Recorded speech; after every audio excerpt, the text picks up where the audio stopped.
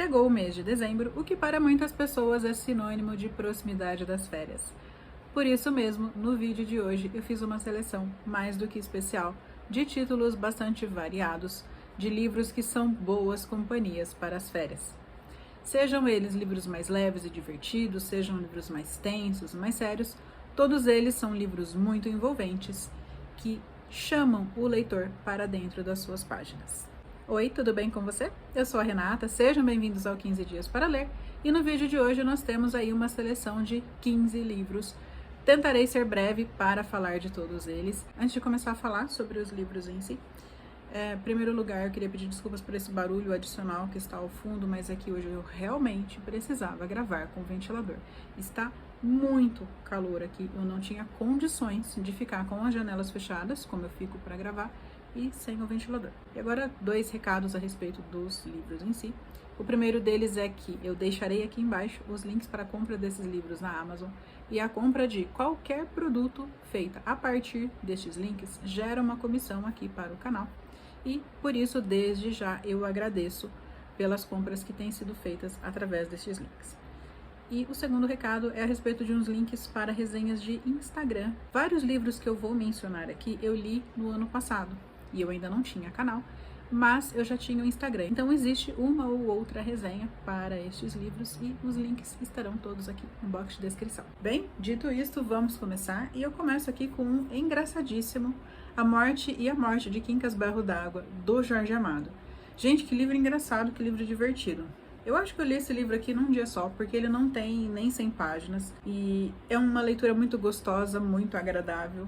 Aqui nós temos o Quincas, um homem que, até a sua aposentadoria e o início da maturidade, foi tudo aquilo que a sociedade e a família esperavam dele. Um homem sério, trabalhador, cumpridor das suas obrigações formais, um exemplo para a sociedade. Mas assim que ele se aposentou e ficou um pouquinho mais velho, ele percebeu que ele estava vivendo só por viver. E aí ele resolveu ser quem ele realmente era e caiu para a vida. Ele resolveu beber, vivia no bar, fugiu de casa, enfim. E evidentemente pelo título, né, gente? Ele morre. E a partir da morte dele, a família tenta resgatar aquela imagem daquele senhor respeitável. E os amigos dele, por outro lado, tentam conservar a imagem de quem ele era. O livro todo se desenvolve nesse embate aí entre a hipocrisia da família e a amizade verdadeira dos companheiros dele. É um livro divertidíssimo e é o único livro do Jorge Amado que eu já li. Sei que destoa bastante do restante da obra dele, mas foi um excelente primeiro contato. O segundo livro que eu trago aqui também é nacional. Ah, mentira, que eu vou pôr um monte de nacional nessa lista, né? Trago aqui o Dois Irmãos, do Milton Ratum. Um livro que ficou um pouco mais famoso uns anos atrás, quando a Globo fez uma minissérie sobre ele e colocou o Cauã Raymond para viver os gêmeos daqui deste livro, Omar e Jacob. É aquela típica história de gêmeos que se odeiam e provocam o sofrimento de toda a família, mas esse livro aqui ele tem um quê a mais. Um dos gêmeos é claramente o preferido da mãe, e esta preferência da mãe por um dos gêmeos impulsiona o livro inteiro. É um drama familiar espetacular, ambientado em Manaus, mas não a Manaus de agora, a Manaus de algumas décadas atrás. Nós vemos aqui, em alguns momentos, o início da construção da Zona Franca de Manaus. É um momento de mudança daquela região. Imperdível esse livro. Eu não mencionei no começo, mas eu estou mostrando os livros em ordem de quantidade de páginas, tá? Eu estou indo do menor para o maior. O terceiro que trago aqui é Canção de Ninar, da Lilás Limani. Gente, esse livro de leve não tem nada. Ele é maravilhoso para ler rápido, porque é um livro tenso. Você fica com medo da protagonista, do que ela vai fazer ao longo do livro. E a genialidade dele é que você começa o livro sabendo como ele termina. Ele começa pelo final. Aqui nós temos alguma família que contratou uma babá para cuidar de duas crianças, a Louise, que parecia a babá perfeita. E por que é que esse livro começa pelo final? Porque as primeiras 3 ou 4 páginas dele são a descrição da cena encontrada pelos socorristas e pela polícia das crianças assassinadas pela babá. Então é um primeiro impacto assim fortíssimo, você tem aquele choque de saber que as crianças vão ser assassinadas, e aí o livro volta para a contratação da babá e o início do relacionamento dessa babá com essa família. Eles criam uma relação de dependência com a Louise que é doentia. A Louise depende desta família e a família também depende da Louise. É um livro muito bem escrito, eu gostei demais da experiência de leitura, mas obviamente requer um momento adequado para a leitura, né? Não é uma leitura leve, mas é uma leitura impactante e que, se você tiver tempo, você consegue sim ler aí em 1 ou 2 dias. É um livro curto e é aquele livro que cria aquela necessidade de você saber como as coisas chegaram àquele ponto das primeiras páginas. Esse livro aqui é considerado literatura francesa. A Lilás Limani nasceu no Marrocos, mas ela vive já na França há muitos anos, então ela até já é franco-marroquina. Agora voltamos aqui a mais um nacional, uma não ficção, Rita Lee, uma autobiografia. Esse livro é divertidíssimo, porque a Rita Lee conta, sim, claro, muito da história dela, mas junto com a história da Rita Lee, nós vemos ali uma história da própria indústria da música no Brasil, e nós acompanhamos muito do desenvolvimento da cidade de São Paulo. E esse é um livro interessante, não só pelo que está escrito, porque a vida da Rita Lee é muito interessante, o texto é escrito de uma forma muito leve, descontraída, e ele também tem umas partes aqui, ó, que são umas observações extras de um fantasminha, que eventualmente discorda do que está escrito aqui na autobiografia. Quando eu descobri o que era esse fantasminha, eu achei ao mesmo tempo fofo e muito criativo. E para quem gosta de fotos, também é um livro muito repleto aqui de imagens da Rita com a família, da Rita em momentos profissionais importantes. Então, mesmo para quem não é fã exatamente dos Mutantes, que é o meu caso, por sinal, eu não sou assim tão fã da banda, mas eu gostei muito da história da Rita Lee. Agora, uma sugestão de livro fofinho, desses que dão um quentinho no coração. Os Criadores de Coincidências, do Yoav Bloom. Você já parou para pensar se tudo na sua vida realmente é fruto da sua escolha, ou se as suas escolhas eventualmente são provocadas por alguma manifestação exterior à sua consciência? É mais ou menos sobre isso que esse livro aqui trata, sobre os limites do nosso livre-arbítrio e o quanto realmente nós somos senhores das nossas escolhas. Os criadores de coincidências aqui são profissionais imbuídos de criar determinadas situações para induzir a escolha de outras pessoas. Então eles falam muito sobre comportamento humano, sobre o que se espera de determinadas pessoas, mas a história dos criadores também é interessante. O começo desse livro é meio confuso e ele não é tão ágil como eu gostaria que fosse. Então ele começa meio devagar e vai crescendo ao longo do livro. Esse livro é uma gracinha e, embora ele seja todo fora assim da minha zona de conforto, eu gostei muito dessa leitura. Não li em momentos de férias, mas eu tenho certeza que se tivesse lido em férias, eu teria matado esse livro aqui nos 2 ou 3 dias no máximo, porque ele é realmente bem interessante. O próximo livro é um thriller que, na minha humilde opinião, é o gênero por excelência para prender a atenção. É um livro até sobre o qual eu falei há pouco tempo aqui no canal, vou tirar a sobrecapa dele, que é A Seca, da australiana Jane Harper. Eu não dava nada por este livro e ele é espetacular. Eu li numa época de insônia, então eu li esse livro em 2 ou 3 madrugadas, assim, e se pudesse, teria lido em um dia, porque é aquele tipo de leitura que você engole o livro, porque você quer saber onde aquilo vai dar. Aqui nós temos um policial que deixou a sua cidade há muitos anos, foi morar na capital e precisa retornar à sua cidade para um funeral. É o funeral de um dos seus amigos que aparentemente se suicidou após ter assassinado a família. Aliás, não toda a família, só a esposa e a criança, a filha maior. O bebê foi poupado. Aquilo tudo parece muito conveniente e alguém desconfia que talvez não tenha sido realmente um suicídio e o convida para ajudar em uma investigação paralela. Parece um livro absolutamente clichê, por isso que eu não dava muito por ele, mas é um livro muito bom, bem escrito mesmo.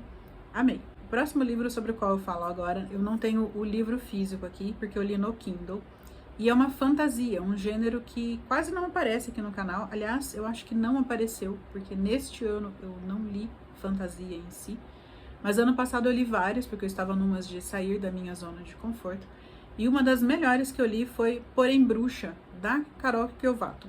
ou Carol Chiovato. Eu esqueci de verificar qual é a pronúncia correta do nome dela. Mas aqui em Porém Bruxa, nós temos uma fantasia urbana. Nós temos uma bruxa que mora na cidade de São Paulo e que tem como principal missão monitorar a atividade mágica ou bruxa exercida de forma ilegal. E é um livro diferente pelo contexto dele, diferente também porque ele consegue ser um livro muito politizado, ele aborda várias questões sobre assédio, machismo, preconceito religioso, que para mim assim foi a melhor parte desse livro, mas de uma forma muito bem casada. Não é aquele livro que só joga as problematizações assim ao longo das suas páginas para dizer que é um livro engajado. Não. Essas questões são bem encaixadas dentro da história. Os dois próximos agora são para quem gosta de ficção científica, Piquenique na Estrada, de Arkady e Boris Strugatsky. Mais um livro que não mantém o ritmo vertiginoso durante toda a obra. Ele tem alguns picos de muita ação e outras baixas de lentidão, mas mesmo assim, é um livro que instiga o leitor a querer saber aonde aquilo vai dar. E eu gosto desse livro porque ele fala muito sobre a nossa insignificância para o universo como raça humana. Eu sei que isso parece pessimista, mas é porque isso contraria aquela ideia mais comum de que os alienígenas estariam interessados em fazer contato com os humanos. E aqui nós temos justamente o contrário. Nós temos aqui um lugar que é palco de uma invasão alienígena que não resultou em contato algum. Muito pelo contrário, os alienígenas pararam neste lugar, fizeram uma pausa, largaram o seu lixo aqui e seguiram viagem. Nem se interessaram pelos humanos. Vem daí o título, né, do Piquenique na Estrada, que foi justamente o que os alienígenas fizeram e ainda deixaram toda a sujeira deles ali. O livro se desenvolve a partir da relação que os cientistas e a comunidade, de modo geral, começam a desenvolver com esses materiais, né, que eles começam a ser estudados, contrabandeados também. É muito importante o contrabando aqui para essa obra. Mas a parte mais legal dele, além dessa questão da mitigação da importância da humanidade, é também uma série de discussões a respeito de inteligência ou inteligências e até de divindade, do quanto a presença desses alienígenas pode confrontar a ideia padrão que nós temos a respeito de Deus. Então é aquele tipo de livro que você lê num instante, mas fica pensando semanas a fio depois. Os irmãos Strugatsky que escrevem esse livro aqui são russos, e para quem gosta de livros que passaram por muitos processos de censura até sua publicação, enfim, esse aqui também é um prato cheio. Ele tem um histórico interessante referente às publicações e aos cerceamentos que elas sofreram. O próximo livro aqui também é uma ficção científica, Kindred, da maravilhosa Octavia Butler. Aqui nós temos uma mulher que vive no final dos anos 70 e, de repente, num lapso, ela se vê numa viagem no tempo e ela volta para os Estados Unidos na época da escravidão. E a Dana, que é essa protagonista, é uma mulher negra, então já se espera que ela passe por situações horrorosas enquanto ela tem esse momento nessa viagem do tempo. Na primeira vez que essa viagem acontece, ela fica presa nesse passado por pouco tempo, são minutos. Só que essas viagens começam a se tornar frequentes e ela vai ficando cada vez mais tempo presa neste lugar. E nós, por outro lado, vamos ficando cada vez mais presos neste livro, porque nós queremos saber o que é que vai acontecer com essa mulher e por que isso acontece e por que todas as vezes em que ela viaja, ela encontra sempre o mesmo menino pedindo ajuda. Além de ser uma ficção científica excelente, provoca reflexões sociais e também tem essa questão do suspense, né? É uma leitura tensa. Agora eu trago um duo chileno da dona Isabel Allende.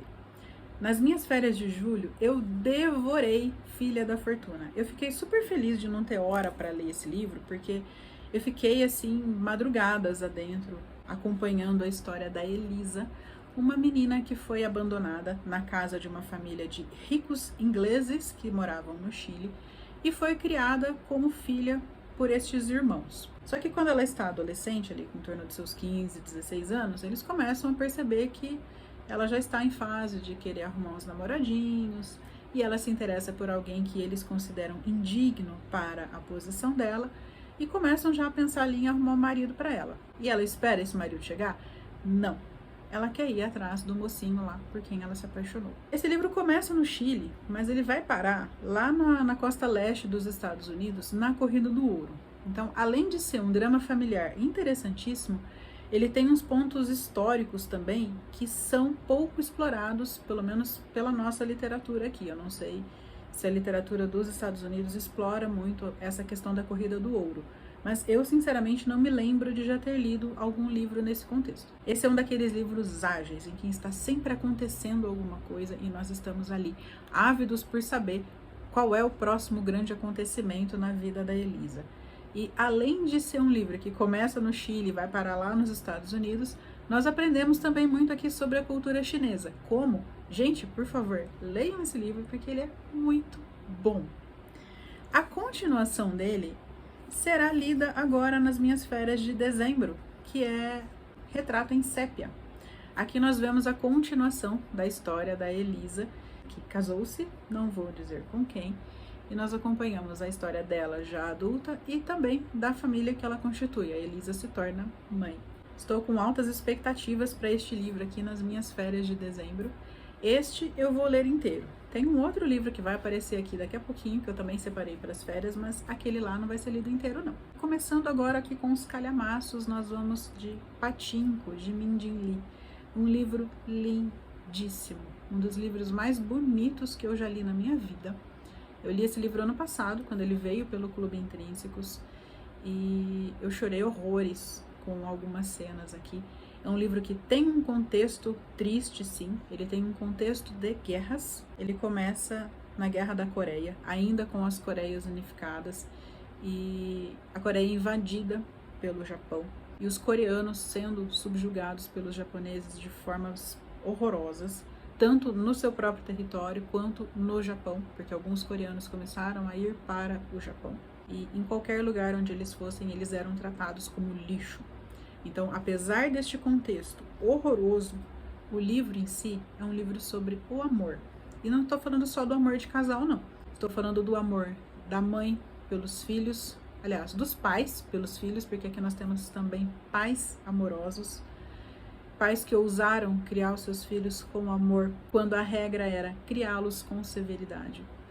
Nós temos amor de pais pelos filhos, dos filhos pelos pais, amor entre irmãos, amor de um povo pelo seu lugar, amor de um povo pela sua história. É um livro lindo, lindo, maravilhoso. E a Sunja, que é a principal personagem aqui, é uma das melhores protagonistas. Ela passa por tudo quanto é tipo de situação. Tem hora que você tem vontade de pegar essa mulher e aconchegar. É um livro que se passa num período muito longo de tempo. Ele começa em 1910, se eu não me engano, e vai até 1989. E durante todo esse tempo, apesar de todas as dificuldades, porque são muitas, olha só, eles passam pela Guerra da Coreia e depois a Segunda Guerra Mundial. O bombardeio de Hiroshima é mencionado aqui e ele tem impacto na vida de algumas pessoas aqui desse livro. Mas, apesar disso, é o amor que mantém a Sunja e as pessoas ao redor dela de pé. Agora sim, o livro sobre o qual eu falei agora há pouco, que voltaria para as minhas leituras de férias, Irmãos Karamazov, do Dostoiévski. Eu comecei a ler esse livro em outubro e eu estava tendo dificuldades para interromper a leitura. Ele estava me parecendo muito interessante. Ele é tipicamente o que eu chamo de um livro de férias, porque é um livro em que acontecem muitas coisas. É um livro vertiginoso, como aquele que eu acabei de mostrar da Isabel Allende, e eu quero saber o que vai acontecer. É um livro que me prende muito mais pela curiosidade, pelo enredo, do que pelas reflexões ou por outras coisas que possam decorrer naturalmente da leitura. Quando eu estou de férias, eu gosto disso, de livro que me suga para dentro da história. Eu sei que esse livro aqui, em um determinado momento, vai ficar sério, porque ele envolve um assassinato que foi provocado por um dos irmãos Karamazov. Mas até o ponto onde eu li, esse livro era muito engraçado, ele estava me divertindo muito. Nem parecia livro do Dostoiévski, que normalmente são livros mais maçantes, né? Eu não pretendo terminar este livro agora nas férias de dezembro. Eu pretendo terminar o primeiro volume, que é curtinho. Eu talvez chegar aqui até, não digo metade, mas 1/3 do segundo volume. Aí o restante eu continuo lendo em janeiro, porque aí eu acho que já vai ter acabado a parte divertida, né? Nós já estaremos na parte mais séria ali, após o crime. Mas pode ser que aconteça com esse livro ali o que aconteceu com o próximo, que é o Conde de Monte Cristo. É um livro que eu li só esse ano, acreditem se quiser, eu nunca tinha lido Conde de Monte Cristo na minha vida. E A princípio, esse ano eu pensei, bom, todo mundo fala que esse livro é muito bom, que ele é muito divertido, que é muito envolvente. Eu vou separar a leitura dele, o primeiro volume, para as férias e leio o segundo volume ao longo do primeiro semestre. Olha a ilusão da pessoa. Eu li esse livro muito rápido, não foi em questão de dias. Eu acho que eu li o primeiro volume em janeiro e o segundo em fevereiro, se eu não me engano. E eu amei essa história, e eu amei a forma como ele se desenvolve. Eu vou segurar o box vazio, porque senão, né, gente, haja braço segurando esses calhamaços aqui, um em cada mão.